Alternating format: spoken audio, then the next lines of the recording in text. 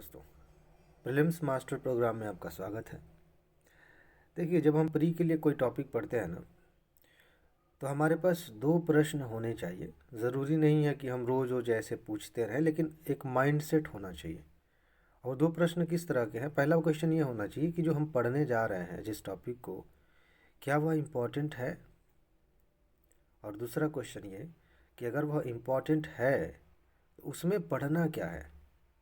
अगर इस तरह का आपका माइंडसेट नहीं है तो आप कुछ भी पढ़ते रहेंगे, कहीं से भी पढ़ते रहेंगे और समय ख़राब होता रहेगा।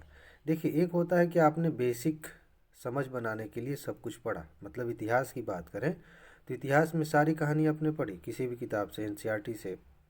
लेकिन जब एग्ज़ाम करीब हो, जब आपको फोकस्ड होकर पढ़ाई करनी हो, उस समय ये तरीका काम नहीं आता। उस समय आपको स्पेसिफिक होना पड़ता है, टू द पॉइंट होना पड़ता है। और जो प्रीलिम्स मास्टर प्रोग्राम है वह इसी बात को ध्यान में रखकर तैयार किया गया। और इसी के तहत एक आज टॉपिक हम ले रहे हैं, भारत में जो सुधार आंदोलन हुए थे। यहाँ से अक्सर क्वेश्चन आते हैं, लगभग हर साल प्रश्न आते हैं, चाहे पीसीएस हो या यूपीएससी हो। चलिए देखते हैं, इसको हम छोटे छोटे पार्ट्स में डिवाइड करेंगे और मैं बीच बीच में आपको बताता रहूँगा कि इसका मतलब क्या है, कि हमने इतने छोटे छोटे पार्ट्स क्यों बनाए हैं। फिलहाल ये बता दूँ कि इसका एक कारण, जो सबसे इम्पोर्टेंट वजह है, वो ये है कि आप हर टॉपिक पे स्पेसिफिकली ध्यान दे पाएंगे। क्योंकि हर टॉपिक जो अलग से एक पार्ट जो बनाया गया है, उससे एक या दो प्रश्न आने की संभावना है। अगर सब एक साथ कर दें, एक लंबी वीडियो बना दें, तो हो सकता है कि कहीं आप बह निकले। होता है, जब 2-3 घंटे की वीडियो होती है, 1 घंटे की वीडियो होती है, तो बीच बीच में हमारा ध्यान आता है कि अरे कुछ चल रहा था, हमारा दिमाग तो कहीं और था। लेकिन छोटी सी वीडियो है तो आप फोकस्ड होकर तैयारी कर सकते हैं। चलिए आगे बढ़ते हैं और आज हम बात करेंगे ब्रह्म समाज की। राजा राम मोहन राय ने इसकी स्थापना की थी। इसमें ऐसी कौन सी चीज़ें हैं जो आपको जाननी चाहिए? राजा राम मोहन राय, इनसे बहुत क्वेश्चंस आते हैं। इनका टाइम लाइन अगर आप याद रखना चाहें तो 1772 से लेकर 1833 के बीच ये रहे। और शुरुआत कैसे हुई, मतलब जो समाज सुधार आंदोलन है उसमें जो इन्होंने योगदान दिया, सबसे पहले आप देखें तो 1809 के आसपास, 9 में ही, 1809 में इन्होंने एक किताब लिखी थी जिसका नाम था एकेश्वरवादियों को उपहार। यह प्रश्न कई बार पूछा गया है। इसको हम कहते हैं फारसी भाषा में तुहफात उल मुवाहिदीन। तुहफात उल मुवाहिदीन नाम की किताब लिखी थी। कब? 1809 में। इसके बाद थोड़ा आगे बढ़े तो 1814 में इन्होंने आत्मीय सभा की स्थापना की थी। किसकी? आत्मीय सभा की। ये सारी चीज़ें ऐसी हैं जिन्हें आपको याद कर लेना है, रट लेना है, और समझने वाली चीज़ें तो इसमें हैं ही। तो आत्मीय सभा की स्थापना इन्होंने 1814 में की। 1816 में हम चलें तो इन्होंने क्या किया था कि एक सोसाइटी बनाई थी जिसका नाम था वेदांत सोसाइटी। ये सारे काम कौन कर रहे हैं? राजा राम मोहन राय कर रहे हैं।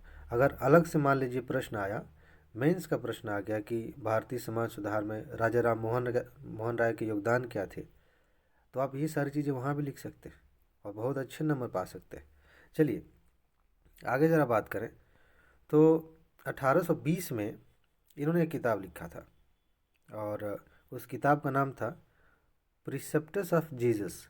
इसके पहले देखिए, किताब लिखने से पहले ना ईसाई जो थे, मिशनरी जो थे, उन्हें लगता था कि मोहन राय पाश्चात्य शिक्षा के काफ़ी समर्थन है, पाश्चात्य कल्चर के काफ़ी समर्थक हैं, तो ये ईसाई बन जाएंगे, लोगों को ईसाई बनने के लिए प्रेरित करेंगे। लेकिन इस किताब में इन्होंने बहुत सारी ऐसी चीज़ें बताई जिसमें ईसाई धर्म की कमियों को भी उजागर किया गया, तो वो लोग भी इनके विरोधी हो गए। किताब का नाम क्या था? Precepts of Jesus.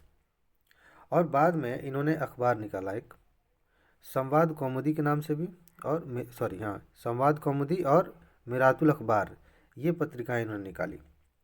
ये भी पूछा जाता है, कभी मिलान करने के लिए पूछ दिया गया, या सिंपल ऐसे कि संवाद कौमुदी कौन निकालते थे, तो राजा राम मोहन राय। फिर इन्होंने कलकत्ता में, इस पर कंफ्यूज नहीं होना, हिंदू कॉलेज कई जगह खोले गए थे, कलकत्ता वाले को इन्होंने स्थापित किया था डेविड हेयर की सहायता से।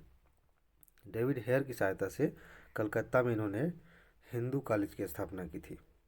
और जिस टॉपिक को हम पढ़ने जा रहे थे, जिसके मतलब हेडिंग के साथ जो जुड़ा हुआ था, वो ये है, 1828 में ब्रह्म समाज की स्थापना हुई। कई बार ऐसे प्रश्न आपको मिलेंगे पीसीएस में, यूपीएससी में, कि टाइम लाइन दे दीजिए। जैसे मान लेते हैं कि एक कथन हो गया कि ब्रह्म समाज की स्थापना हुई, एक कथन हो गया कि चंपारण सत्याग्रह हुआ, एक कथन ऐसे ही कुछ हो गया कांग्रेस की स्थापना हुई। अब इनको आप अरेंज करिए, तो यह इसकी टाइमलाइन भी आपको याद रखनी है। 1828 में ब्रह्म समाज की स्थापना इन्होंने की थी। कुछ और फैक्ट्स देखते हैं इनके बारे में। यहाँ देखिए, अकबर द्वितीय जो थे उन्होंने इन्हें राजा की उपाधि दी, राजा राम मोहन राय। पहले राम मोहन राय थे, ठीक है, तो इन्होंने क्या कहा, इनको राजा की उपाधि दी थी अकबर द्वितीय ने। और उसके बाद जब ये इनकी मृत्यु हुई, राजा राम मोहन राय की जब मृत्यु हुई, तो देवेंद्र नाथ टैगोर जो थे तब तक ये जुड़ चुके थे ब्रह्म समाज से, तो इन्होंने ब्रह्म समाज की गतिविधियों को आगे बढ़ाया इनके बाद। और आगे चलकर केशव चंद्र सेन भी आए, वो भी जुड़े हैं। फिलहाल देवेंद्र नाथ टैगोर की बात करें तो इन्होंने तत्वबोधिनी सभा की स्थापना की थी। तत्वबोधिनी सभा, ये अलग से प्रश्न बनता है यहाँ पर प्री का। तत्वबोधिनी सभा, इस तरह की चीज़ें, इस तरह का कलेक्शन आपको यूट्यूब पे फ़िलहाल तो कहीं नहीं मिलेगा, आगे हो सकता है मिले। इन चीज़ों को अच्छे से पढ़िए, ध्यान रखिएगा। अब देखिए आगे बढ़ते हैं। आगे जब केशव चंद्र सेन आए, फिर देवेंद्र नाथ टैगोर और उनके विचार कई जगहों पे मिलते नहीं थे।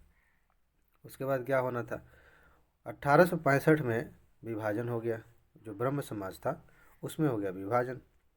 अब देवेंद्र नाथ टैगोर के नेतृत्व में जो ब्रह्म समाज था उसको कहा गया आदि ब्रह्म समाज, और केशव चंद्र सेन के नेतृत्व में जो था उसको कहा गया ब्रह्म समाज ऑफ इंडिया। ये चीज़ आगे फिर ऐसा हुआ कि विभाजन हुआ, इसमें ब्रह्म समाज ऑफ इंडिया में विभाजन हुआ। कब, 1878 में। और फिर अलग से एक साधारण ब्रह्म समाज बन गया, ये इसकी स्थापना हो गई। इतना अगर आप ध्यान रखें तो राजा राम मोहन राय से, ब्रह्म समाज से, और उसके बाद से चाहे ये देवेंद्र नाथ टैगोर की कुछ गतिविधियाँ थीं, केशव चंद्र सेन, इनसे कहीं से भी कुछ भी पूछा जाए आप निश्चित रूप से बहुत आसानी से हल कर लेंगे। ठीक है, आगे देखें और कुछ है इसमें तो फिर अगले पार्ट में कवर करेंगे। देखिए इसमें एक और चीज़ हम कवर कर लेते हैं। यहाँ पे 1830 में क्या हुआ था, धर्म समाज की स्थापना हुई थी। किसने किया था, राधाकांत देव ने किया था बंगाल में। और इनका जो मकसद था, यूँ कहें कि इनका जो उद्देश्य था उसमें एक प्रमुख था कि ब्रह्म समाज के विरोध में इन्होंने बहुत सारी बातें की।